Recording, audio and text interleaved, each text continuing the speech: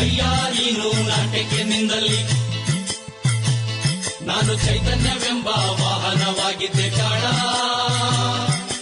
ಅಯ್ಯ ನೀನು ಸಾಕಾರವಾಗಿದ್ದಲ್ಲಿ ನಾನು ವೃಷಭನೆಂಬ ವಾಹನವಾಗಿದ್ದೆ ಕಾಣ.